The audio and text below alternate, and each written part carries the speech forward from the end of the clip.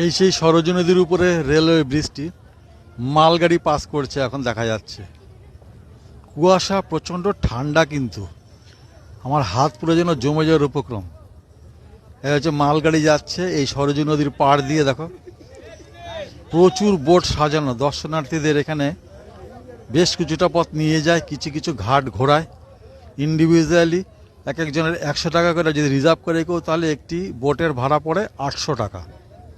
মোটামুটি বেশ কিছুটা পথ ঘুরিয়ে নিয়ে আসে। এই যাচ্ছে পাশ দিয়ে আমার, দেখো ইলেকট্রিক পাওয়ার কার, ভাসমান গাড়ি দেখো যাচ্ছে।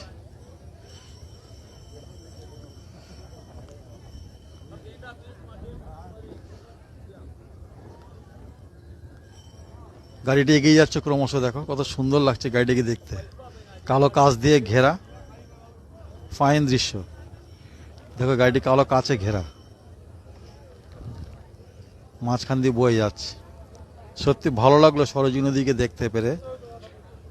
সন্ধ্যাবেলায় যে এখানকার লাইট অ্যান্ড সাউন্ড হয়, সন্ধ্যে 6টায় হয়, রামায়ণের বর্ণিত সব কিছু এখানে লাইট অ্যান্ড সাউন্ডের মাধ্যমে তুলে ধরা হয়।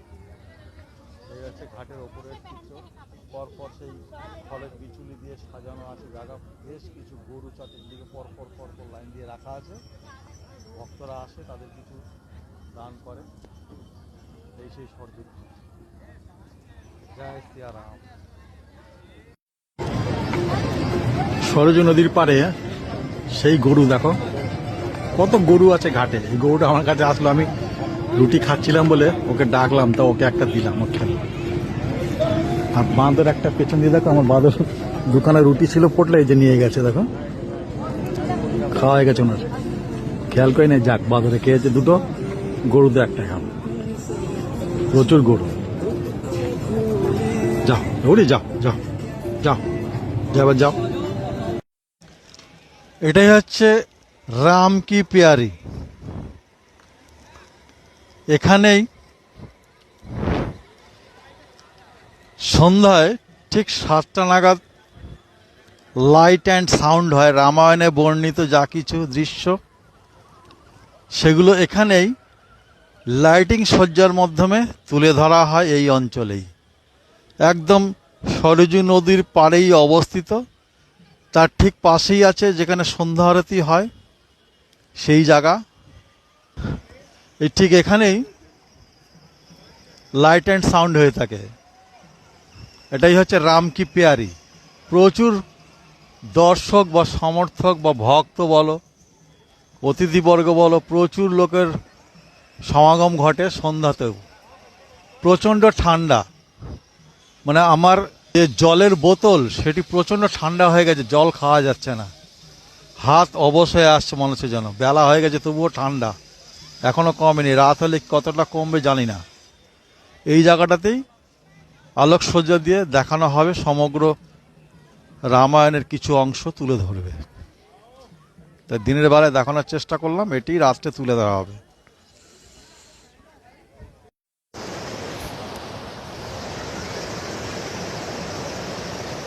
নগর নিগম অযোধ্যা, দেখো সরজু নদীর জল কিভাবে আসছে, দেখো বাজার থেকে। একটি ছেলে দেখো দাঁড়িয়ে আছে, দেখো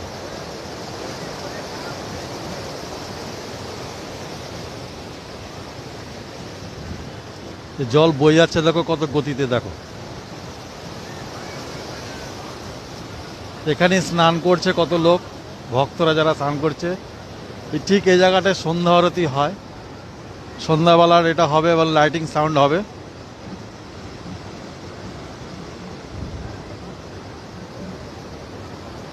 কত স্রোত দেখো, এই জায়গাটা বাদ দেওয়া আছে তো যার জন্য। এবার দুজন দেখো বসে আছে, দেখো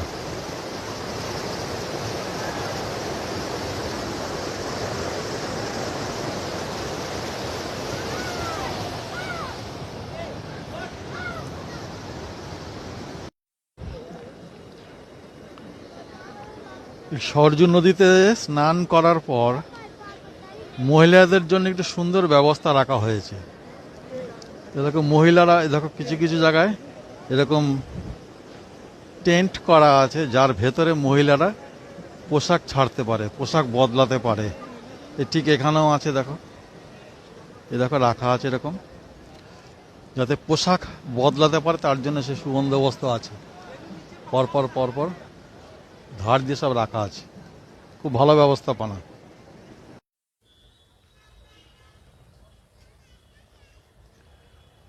অযোধ্যার তাপমাত্রা দেখো কত ডিগ্রি নিচে আছে। এখানকার যারা শ্রমিক, যারা কাজ করেন বা ভালোবাসার যে মানুষ আছেন, তারা বসে দেখো কটা বাজে, এখন 2টো বাজে, ঠান্ডার মধ্যে দেখো তাপটা নিচ্ছে। দেখো, বুঝতে পারছো তাহলে জলটা আমার কেন ঠান্ডা হয়েছিল, হাত ঠান্ডা হয়ে যাচ্ছে কেন। ভাতের হাঁড়িটাকে নিয়ে দেখো, কুকারের মধ্যে ভাত ছিল, সেটা নিয়ে গিয়ে দেখো কি করে খাচ্ছে। দেখো কাজ দেখো, মনে হয় যেন প্রেসার কুকারটা নিয়ে যাবে। দেখো ছোট্ট বাচ্চা, দেখো